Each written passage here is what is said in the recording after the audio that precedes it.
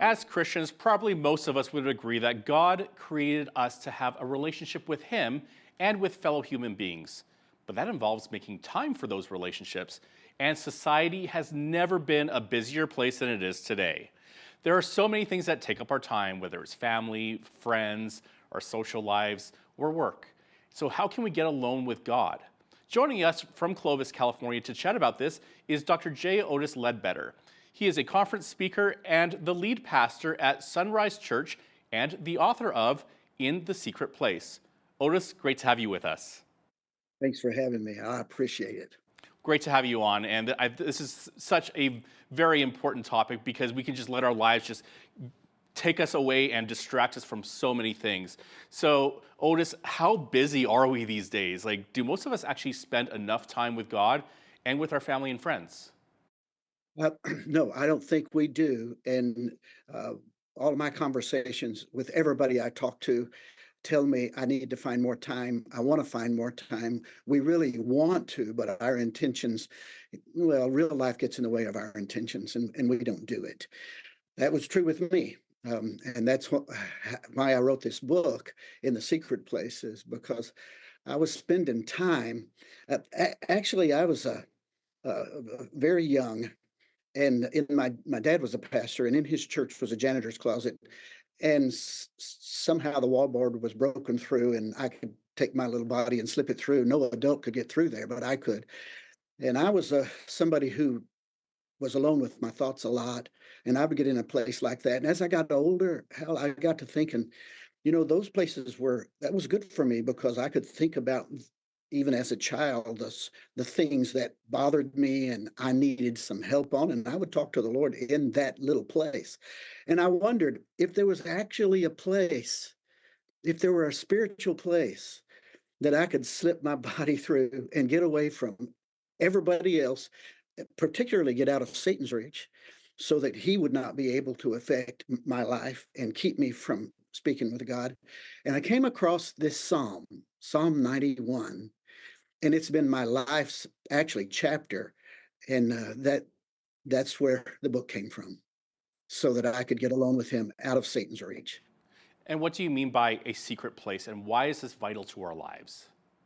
Well, in when you read the first chapter of Psalm 91, it says, "He that dwells in the secret place of the Most High shall abide in the shadow of the Almighty." There are two words in there in the Hebrew that are redundancies. There is the secret place, which is beseter, that's the Hebrew word, and then there's the shadow, which is besel, and they fit together. The redundancy fits together. Besel means that that's a shadow or a shade where you can find relief from the harshness of society. Maybe you want to say it that way. But the secret place, the beseter, it means hiding. It means concealment.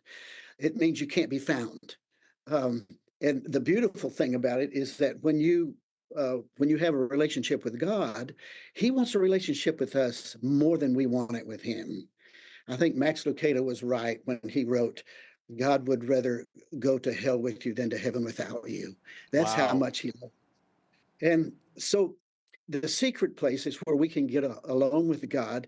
And the idea of getting alone with God and holding on to significant illuminations in our life until the appropriate time, it resonates with a broader biblical theme of divine timing and the unfolding of God's plan in our life. And that's what we want. We want God's plan to unfold in our life. But Satan can know our plan if we have loose lips.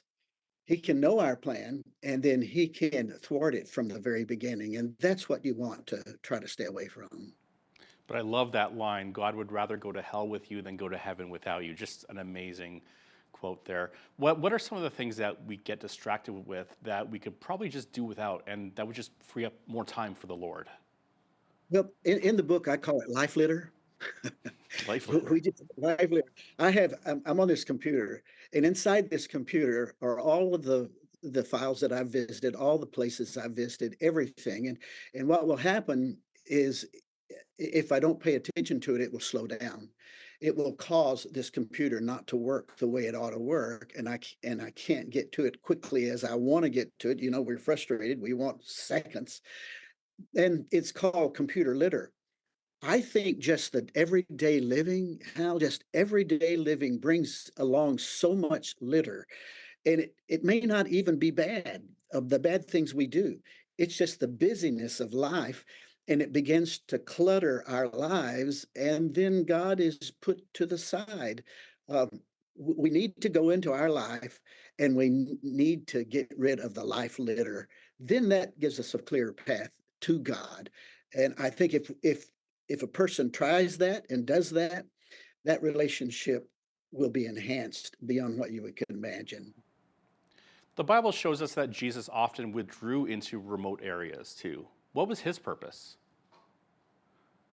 Well, he wanted to get along with God because he did tell his disciples he didn't do anything that the Father didn't tell him to do.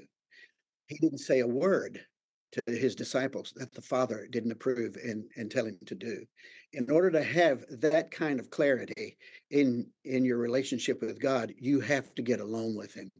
And in the Psalm 91 is not the only place that it talks about the secret place. It talks about the secret place, particularly in Psalm 27, um, where he says he connects it with the pavilion. You hide me in the secret place of your pavilion. That's a secret place in itself. And then he says upon a rock. Now, a rock, if you read that in the Hebrew, it means a higher place than where you normally are. So being alone with God gets you at a higher place above the fray of life where you can see more clearly the life as it comes at you. You have a better perspective upon that rock.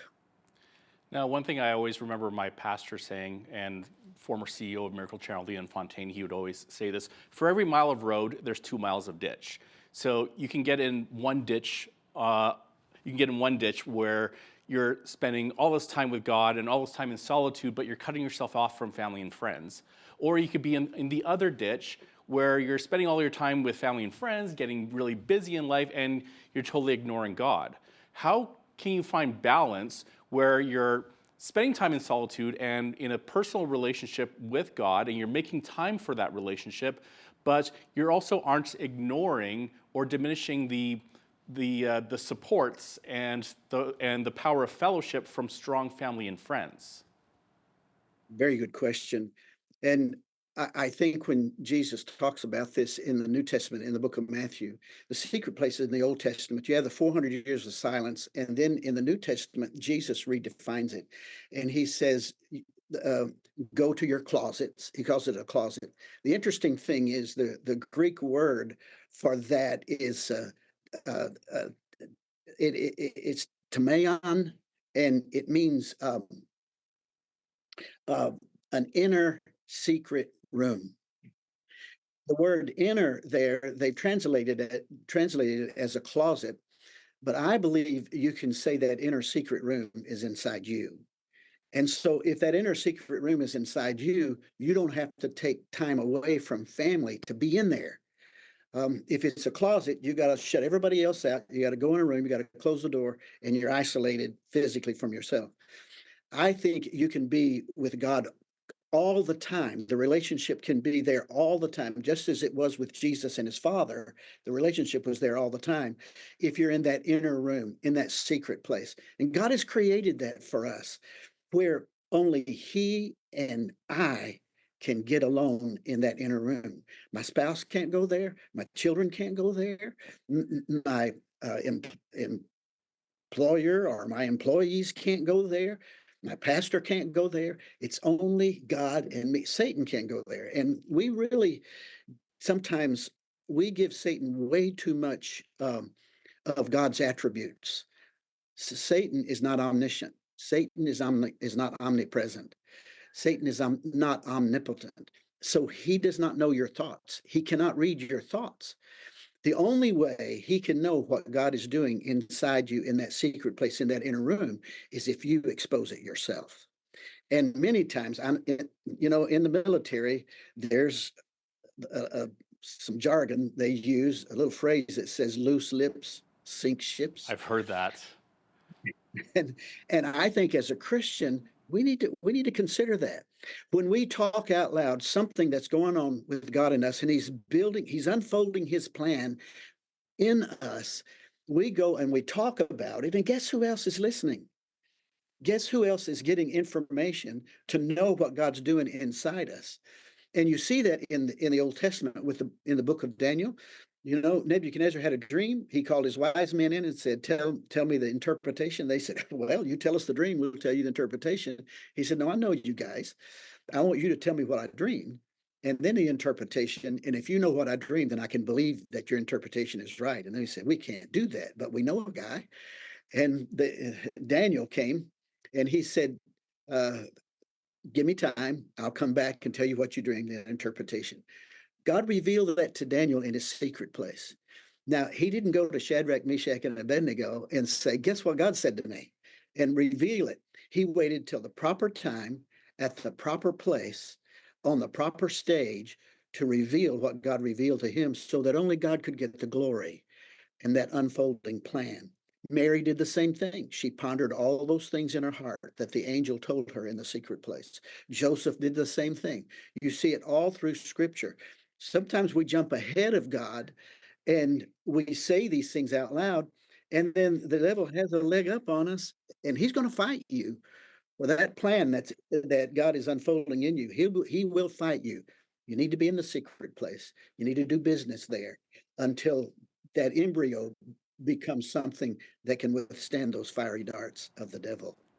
And you say that God makes his will clearer to us when we commune with him, but this doesn't necessarily make it easier. What do you mean by that?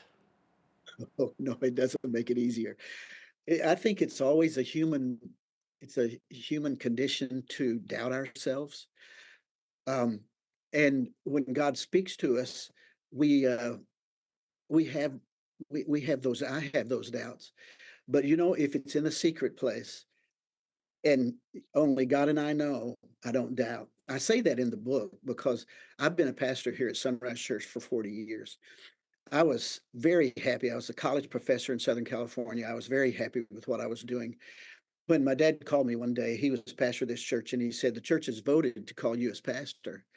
And I said, Well, Dad, two things. I wasn't candidating. And the other thing, I'm really happy where I am. And he hung up the phone. Before he hung up the phone, he said, Well, you got a decision to make, don't you? And he hung up the phone. Well, I know my wife did not want to move, and I didn't want to move either. So I told God, I always pray to him, and I get with him in my secret place. And I told God, if you can change my heart, you can change hers, because my heart began to change. And I never said another word.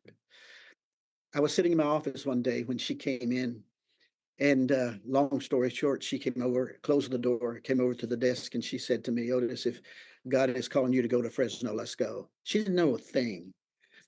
Now, I didn't have any doubt with that because it was in my secret place, and nobody knew, including the devil, knew what God was talking to me about. There were no loose lips there.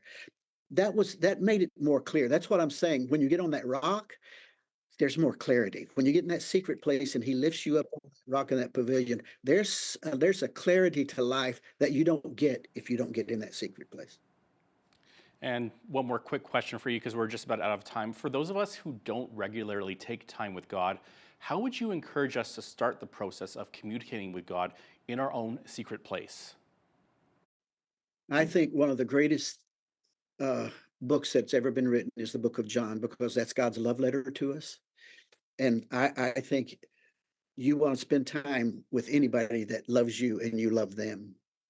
I want to spend time with my wife. I want to spend time with my children because I love them. They love me. And I make time for that purposefully. The job doesn't get in the way, nothing else gets in the way. When we know what kind of love God has for us, like Max Lucado said, he'd rather go to hell with us than to heaven without us. That's how much he loves us. That ought to motivate us to want to spend some time with someone who cares that much about us, because obviously he's got more for us, for his kingdom, than we even imagine or think. Dr. J. Otis Ledbetter is the author of In the Secret Place. Otis, thank you so much for being with us today. Well, thanks for having me. I'm Naveen Day. On behalf of all of us here at Bridge City News, thanks for watching.